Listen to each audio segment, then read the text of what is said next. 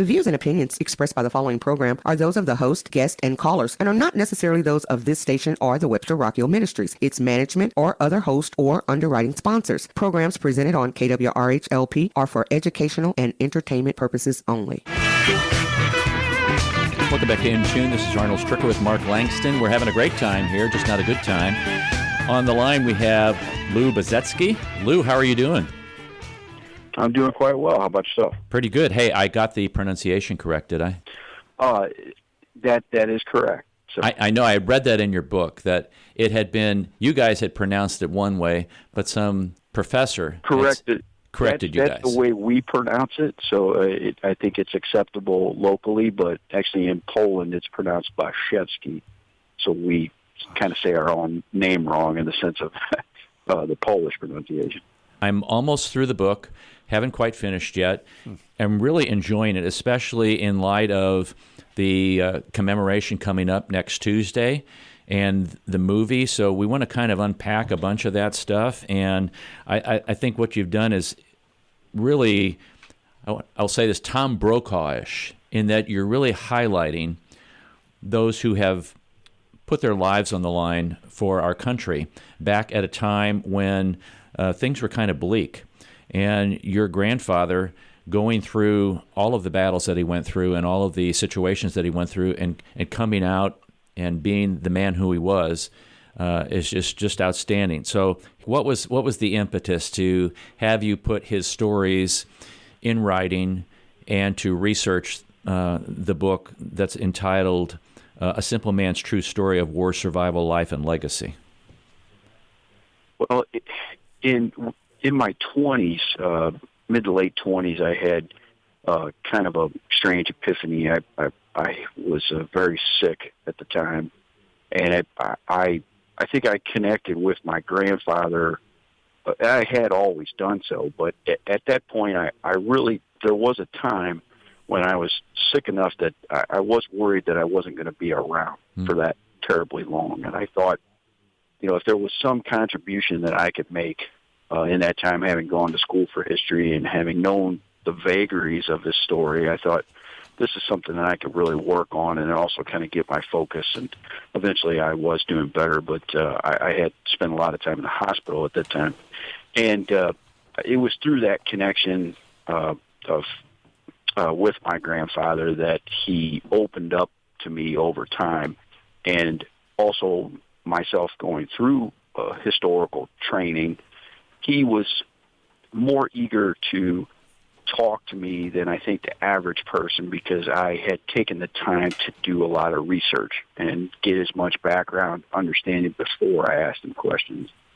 And then eventually when he became comfortable enough, and I think just kind of the stars aligned, so to speak, that he had gone through all this and then also had a grandson that had come at an early age to realize this was important.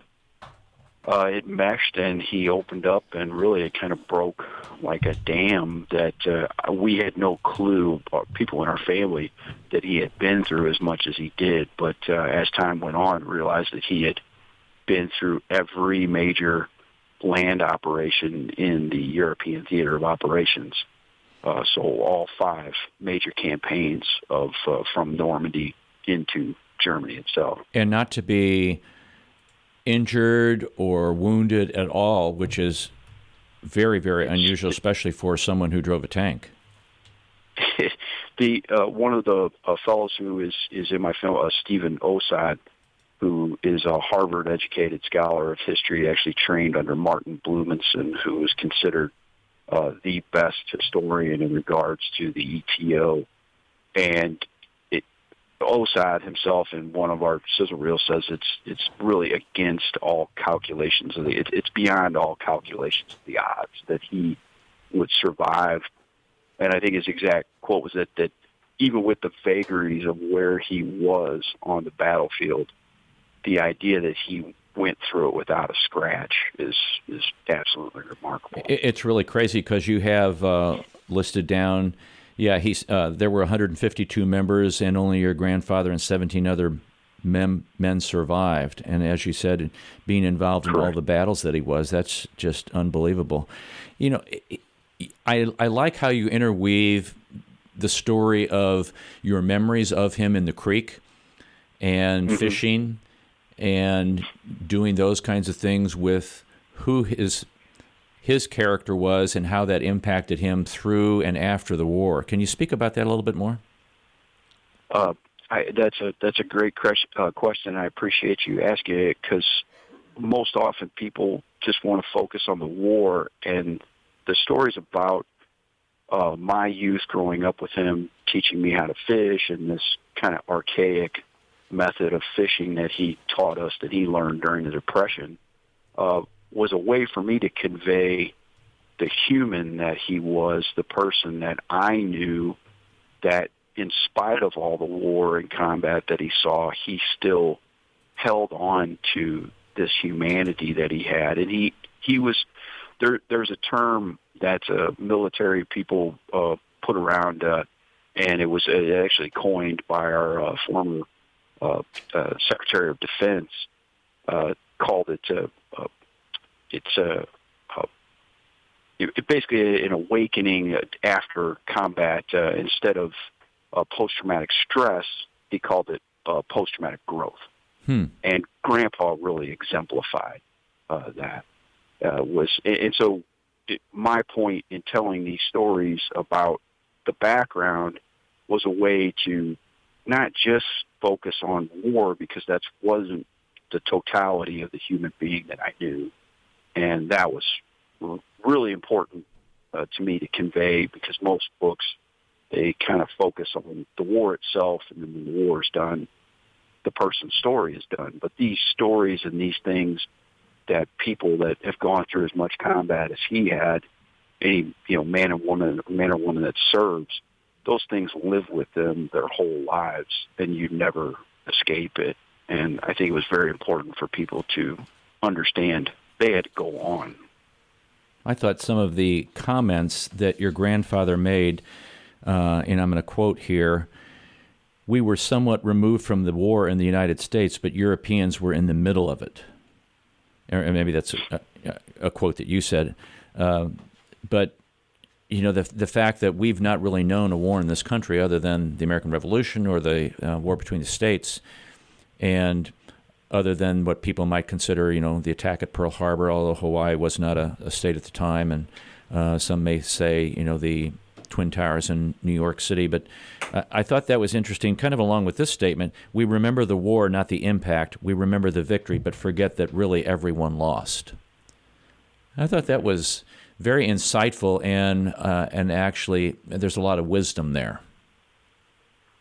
And that my grandfather didn't say that verbatim, but those were concepts that he made it a point for us to understand, and especially myself, I haven't worked with him as long as I did about the story. He constantly reflected on the impact there in Europe and how terrible it was for civilians, and a good story that illustrates that was when I was a kid and I was playing war in the yard with my cousins and stuff, and we would constantly do that kind of thing. My grandfather said this to both my dad when he was a kid and then myself, but he said, he pulled aside and said, "Do you realize what would happen if war came to your town?" And people have these kind of grandiose, glamorized perspectives of it, with the movies and that. But he made it a point for us to understand, so you're going to have to pack up whatever you can carry and get a wheelbarrow or whatever you can, because there's not going to be any gas and there's not going to be any means for us to use a vehicle. You're just going to have to take what you can basically carry and run to get out. And he said that's the way people lived in Europe. And I think not understanding that, because, like you said, we haven't had domestic war here in the U.S. Since the Civil War. We're very removed from the realities, whereas if you go to Europe and you understand the history and you go to these sites, these monuments to this war, all these places are just scattered pillboxes and different implements of war or monuments to the dead in those very small towns. Every little town in France has a monument, especially to World War One. Even there's some that are. It's even scary and ironic that some of them are actually shot up from World War II, where there's bullet and mortar shell hits and things and strikes on a World War One monument marking all the dead in the town. Wow. But it's shot up by fighting just 30 years later. Now you had. Go ahead. I'm sorry. Oh, I was finished. I was going to say you have firsthand experience about knowing about that, because in writing the book, then what kind of pushed you to do a film? It was a variety of things. I was I was a teacher for quite a long time, and it was an opportunity I had kind of my last summer, and I had recently gone through a divorce and stuff. I was kind of free of those. It was an opportunity to do this that probably wasn't going to come again. And so I had a former student that had gotten into film that I ran into, and he said he would go along as a cameraman, and we recorded things from village to town, and it just kind of grew from all the things that happened really organically. I didn't know who we would run into. I just knew the basic path, obviously, from the map that my grandfather had given me and other resources from the 3rd Armored Division. But it really kind of turned into a whole other thing that went beyond the book, because it got into the European experience more, where I thought I had a fairly sound understanding, reading, stacks and stacks of books about this and talking to veterans firsthand and reading a lot of memoirs and firsthand accounts. But then to actually go there and listen to the people that were affected generationally, where they could say, well, this happened to my grandfather, this happened to my mother. People don't understand, because soldiers and airmen and Marines, they went and served in either the European or Pacific theaters, and then they came home. And then, even though there was a lot of hoopla and praise after the war, it was really like, let's get on with it. We don't want to talk about the real dark aspects of what they saw. And typically they didn't know, they only talked about it to other, soldiers who had been through combat, or Marines or airmen or sailors. And so the Americans had a very skewed sense of, and I myself, going to history, I didn't even see a lot of these rare photographs that are in the film in any books or anything like that, because what I came to find out was a lot of these things were suppressed by the War Department, and you could see for justifiable reasons at the time, but a lot of it was held back because they wanted people to have morale at home and not really know the degree of destruction that was happening, especially in France and Belgium, and the carpet bombings and things that were happening. People didn't really want to know or feel the need that Americans should see how much destruction was going through these places that we were, quote-unquote, liberating. And a really good statement to illustrate that was when Saint-Lô, where Grandpa was actually fighting around the outskirts of that, the Panzer Lehr Division. There was a famous quote from the GI that when they carpet bombed it to eradicate Panzer Lehr Division, and it was basically decimated. It looked like the surface of the moon in France, and a GI quoted and said, boy, we sure liberated the hell out of that. And even seeing I saw some footage of the Battle of the Bulge just recently, people walking through where the forest was and the new trees, but still huge craters in the ground. Still, the aftermath will be felt for generations to come to see and understand. I think some of the things that you did, because I want to let our listeners know that you traveled for more than 700 kilometers following your grandfather's armored division path from Normandy to central Germany with your cameraman, and that's just incredible, because this film is called Path of the Past, And again, it's going to be shown next Tuesday at Soldiers Memorial Museum at 11 o'clock, and also at some other places, which we have previously mentioned, and we will later. But, that's a big leap of faith to go to foreign countries, because you were in France and then you were in Germany probably, and to do all of that and to have some chance encounters with some people that remember some of the situations, and how encouraging and how kind of frightening a little bit all at the same time. It was a remarkable journey, and it was definitely jumping into something that I had never been to Europe. I only speak a few words, tourist French and German, so I could order food or say very basic things, but thankfully, because there were people that just kind of volunteered to help, I was able to get translators at multiple occasions. That I didn't pay these people or anything. They just volunteered, knowing what I was there to do, and they came and helped me on a couple different occasions. One was a woman named Karen Green that was from the UK, but actually lived in France as a translator, and through this kind of a roundabout way, we had met in a small town called Saint-Poix in France, where my grandfather fought through, and she brought over, and it's actually in the film, to another friend's house that was from the UK, and brought all these shells and helmets and different items that she had unearthed in her garden there. Oh, wow. That just had been, discarded during the fighting, and she had made it a point to actually drive all the way with me, and later on, when I was in Belgium, to come and meet with us to record an interview with a survivor that survived one of the small towns. But getting to the Battle of the Bulge itself, this woman was actually in a very small town called Pafondry, and the first SS had pushed their way through in the days before, headed by Colonel Jochen Piper, which was actually the strongest force in the Battle of the Bulge up in the north. And a lot of it didn't ever get any kind of press, but that was where the Malmedy massacre occurred.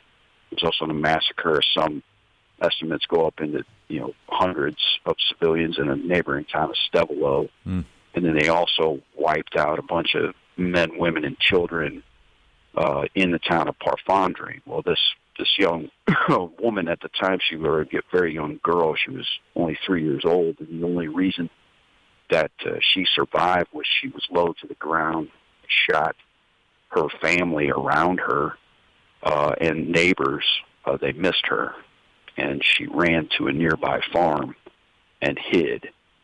And she told her side of the story, and I explained how Grandpa's outfit, D Company of the 3rd Armored, 3rd Armored Regiment, pushed into town and saw this aftermath.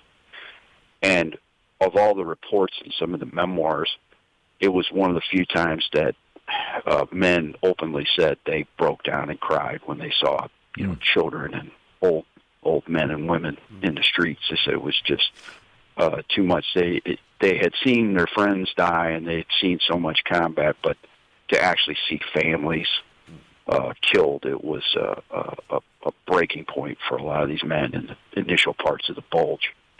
And then the nights that happened past that, they became surrounded. They actually lost all their infantry support, and that Sherman tank had very poor visibility. That's why a lot of their tank commanders were killed, because they had to actually stick their head out to really adequately acquire targets and see what was going on the battlefield. But in the night, they thought with all their infantry recruits not there or the squadron there to help them or tell them if infantry's coming, they would probably be, put satchel charges on their tanks and kill them in the night. Well, in the night, they strung a perimeter of grenades around the tank, and it's on Christmas Eve. There was 18 inches of snow on the ground. Oh, my. They were freezing in there. One of the other guys named Les Underwood said if you wanted to know what it was like in that tank, he said, just wait till it's below zero outside and climb in a 50-gallon barrel and just hang out in there. He said, you'll get an idea, because Sherman, it didn't have any kind of heater. And so the only way that they could heat their hands up or anything was on transmission inside. There was really nothing, no way for them to warm up. And in the night, that same night on Christmas Eve, those grenades started going off that perimeter they had set. And thankfully, though, to them, it was actually a herd of cows that hit the grenades.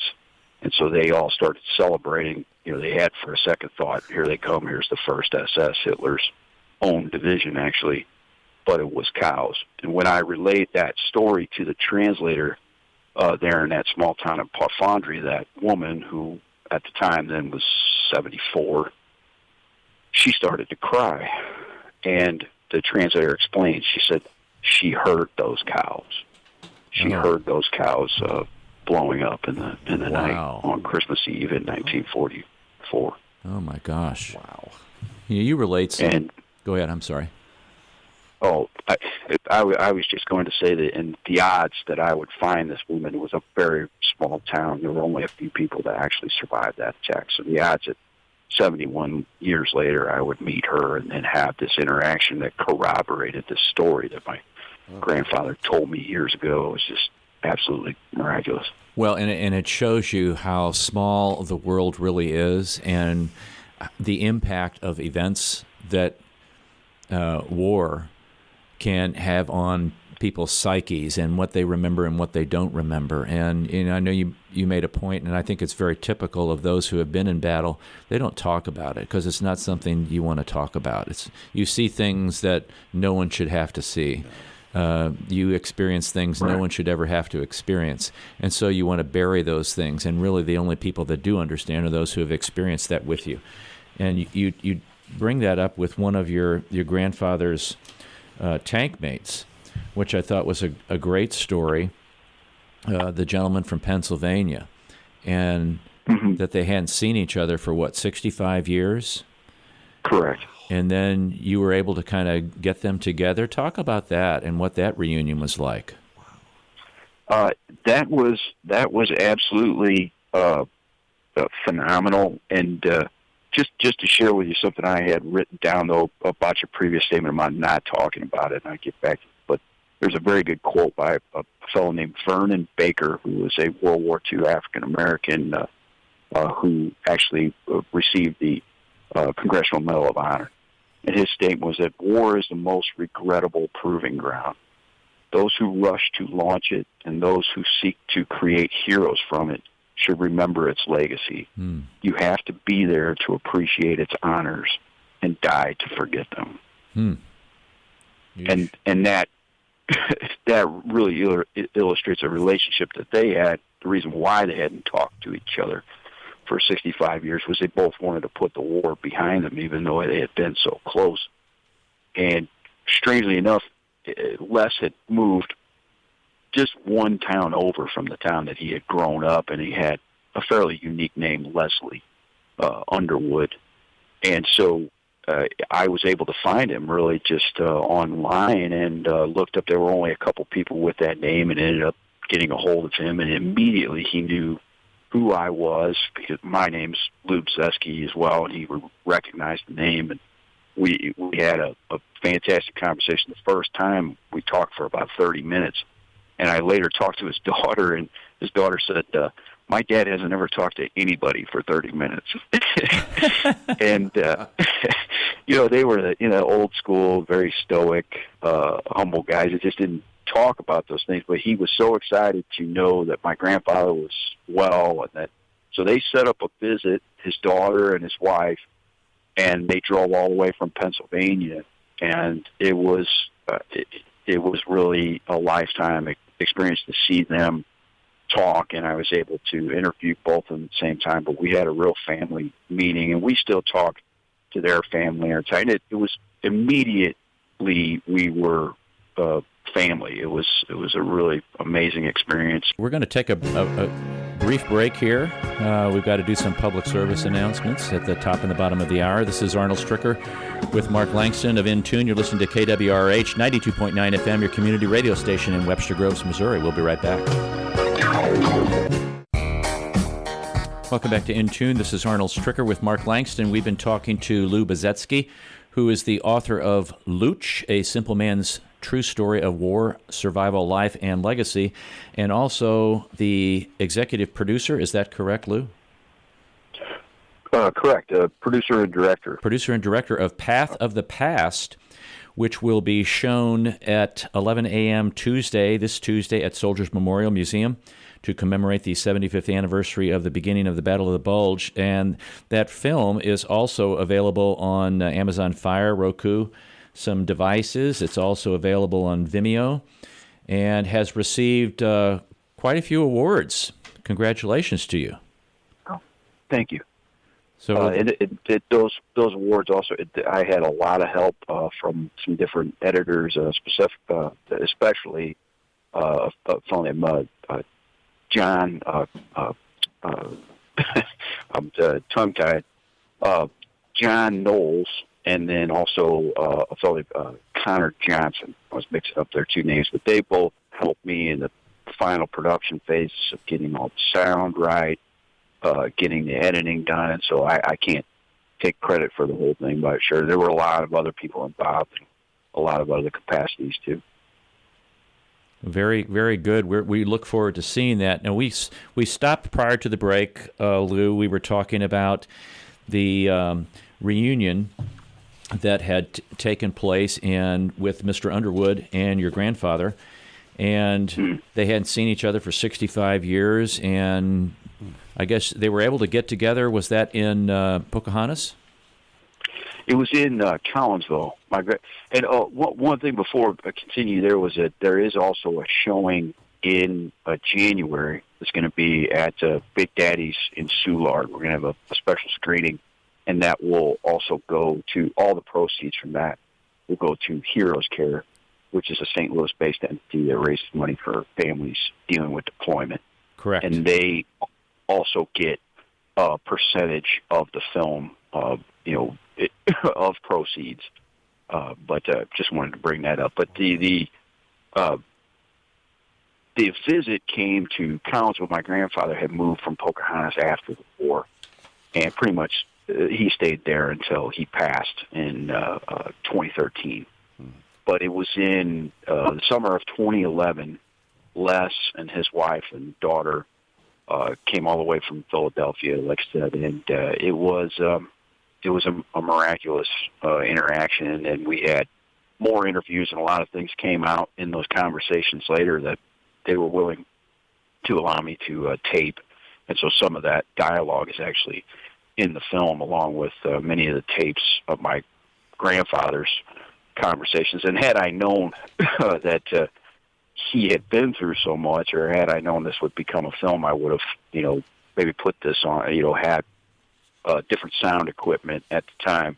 But I was young, and I just used a, little tape recorder.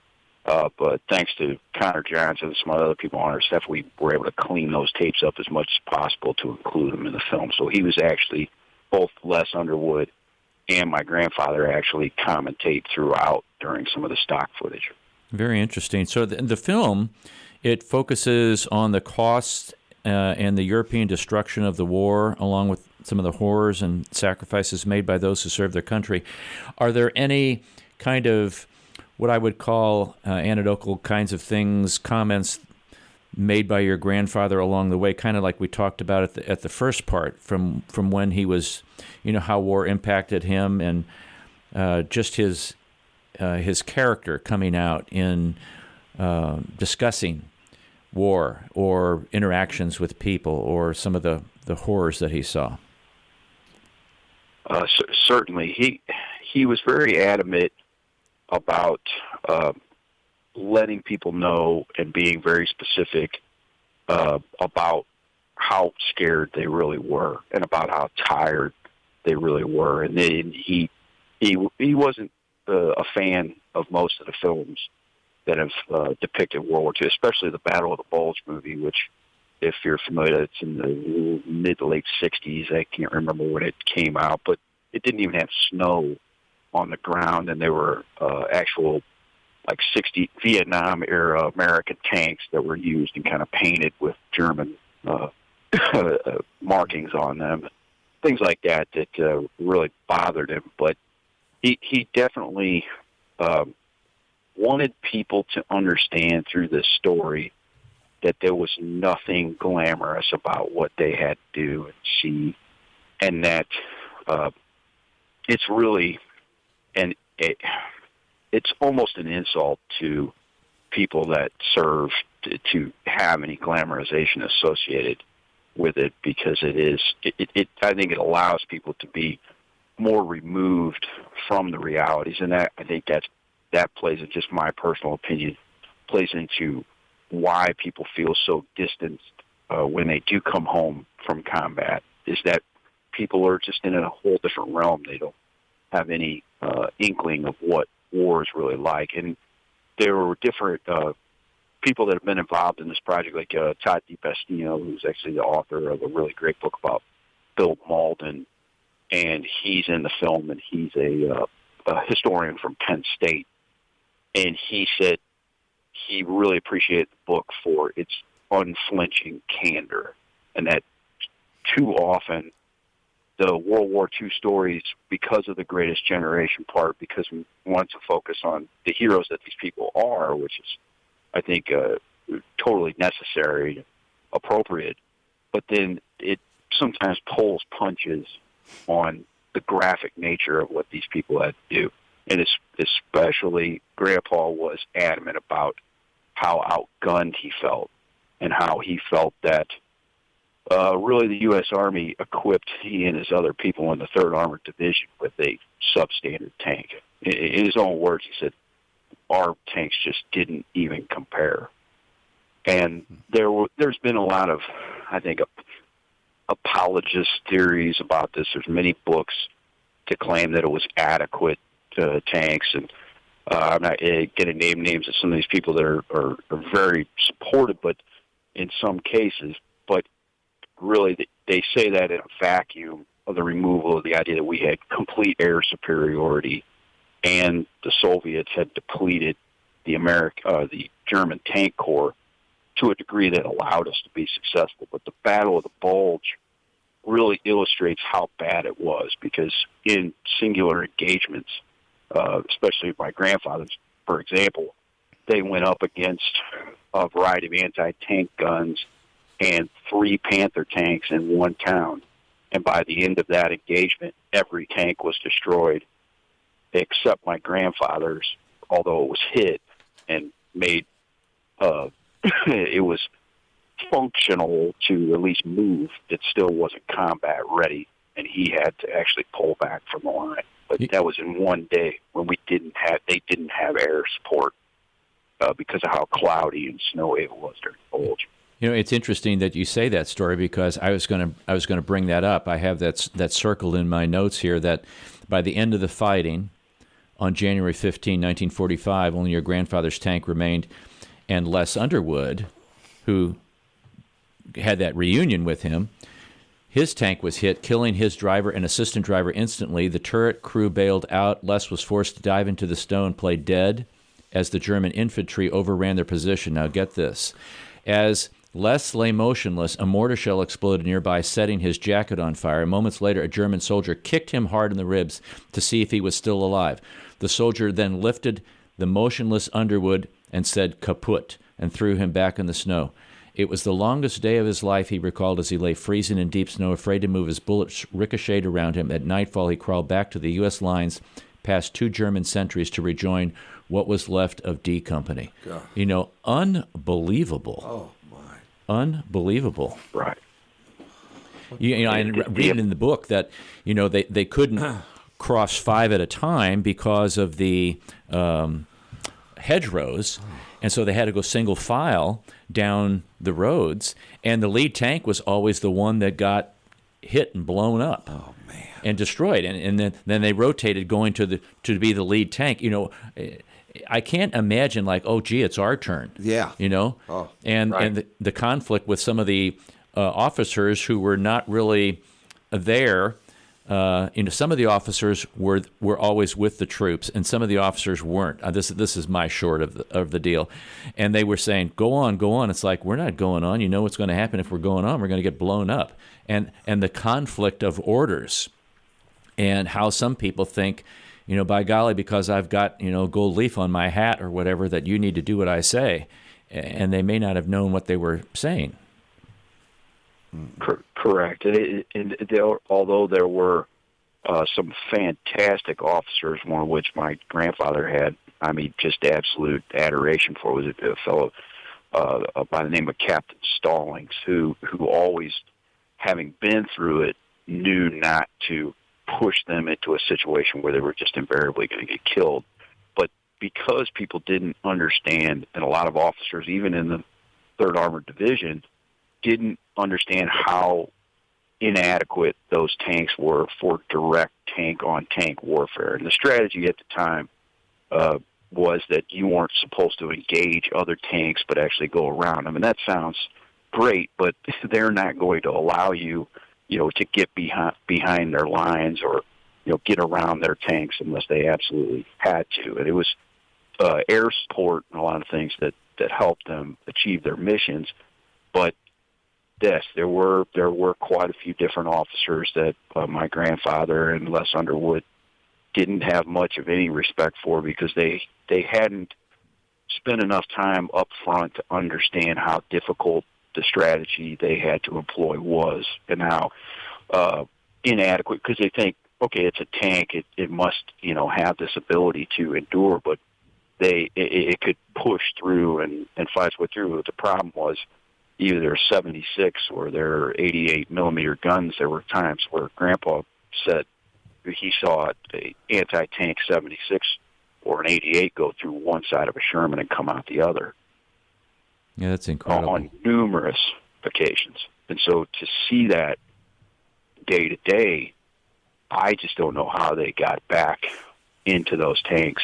And there were cases where they said there were people that broke down just at the idea of getting back in, having seen what they had seen. So I can't take it anymore. There was some that even essentially committed suicide to avoid getting back in the tank, knowing full well that most likely you were going to get obliterated or burned, and that was your fate. And the 3rd Armored Division was the worst armored division, in the sense of, not to say it was the worst division, but meaning that it had the worst ratio of losses of tanks and men. And that was because most often they ran into very heavily armed SS divisions.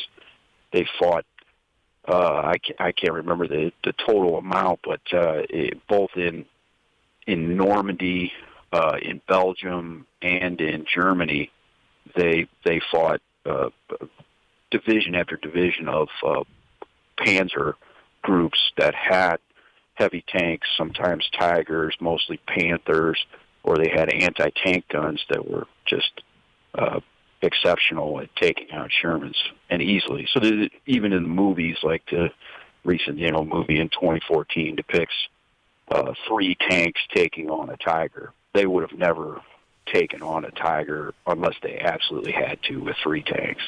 It necessitated 5 or more to 1, and if the depth tank commander or that platoon commander would have more than likely, from my opinion, based on all this research and talking to these tankers, that they would have backed off and tried to call for air support if it had the possibility. They wouldn't have directly engaged the Tiger. Which makes the fact that your grandfather survived without any injuries or wounds unbelievable.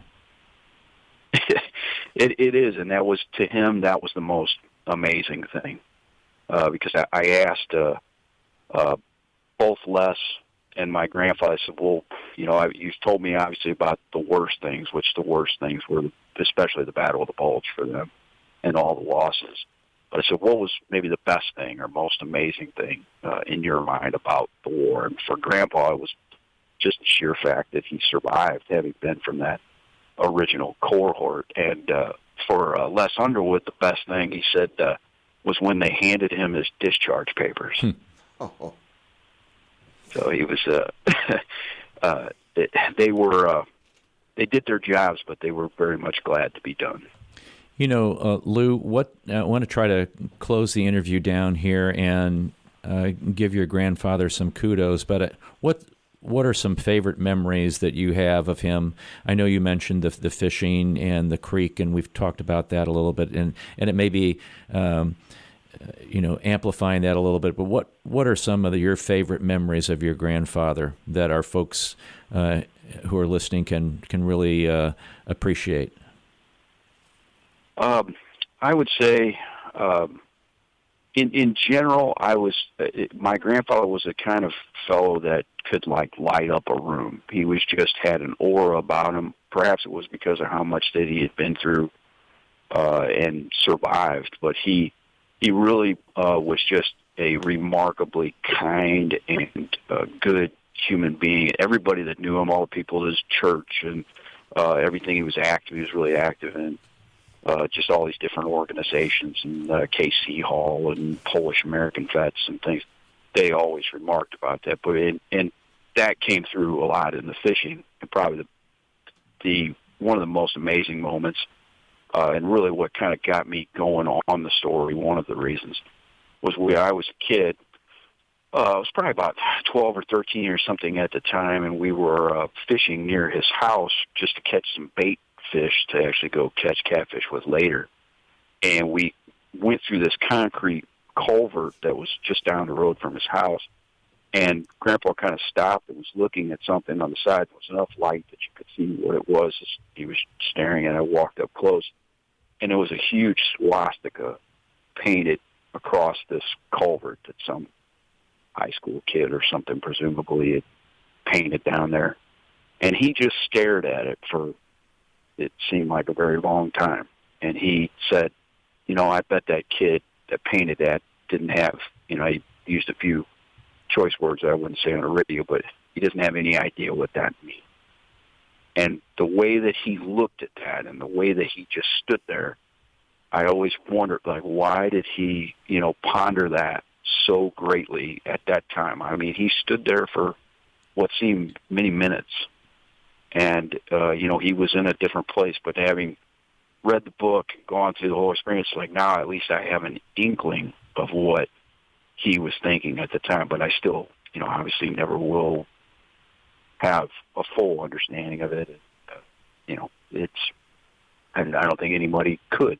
But I think it's remarkable that it just worked out that he was both willing to tell his story, and I was willing at a younger age to get it down, and that's very uncommon. It is. It is very uncommon. And I really appreciate you sharing your grandfather with the world and giving us insights into his character and insights into the things that he went through during the war. The book is entitled Louch, A Simple Man's True Story of War Survival, Life, and Legacy. And the movie by writer and director Lou Baczewski, who we're talking to right now, it's called Path of the Past. And you can see that this Tuesday at the Soldiers Memorial Museum at 11 a.m. Also, it is going to be shown at Big Daddy's in Soulard on Thursday, January 16th at 7 p.m. with proceeds benefiting Heroes Care. Also, proceeds from the movie do benefits Heroes Care. It is also available on Amazon Fire, Roku, Vimeo. The Facebook page is, just look up Path of the Past, and you will find some information on that. Lou Baczewski, thank you very much for being on In Tune today. I really appreciate your time, and I really appreciate what you've done in letting future generations know about your grandfather and about his experiences. I think it's something that's valuable, and I think it is something rare, and I think you're to be commended for that. Thank you very much, sir, for coming on the show today. Thank you so much for having me. It was a great conversation, and I appreciate you taking the time to include it.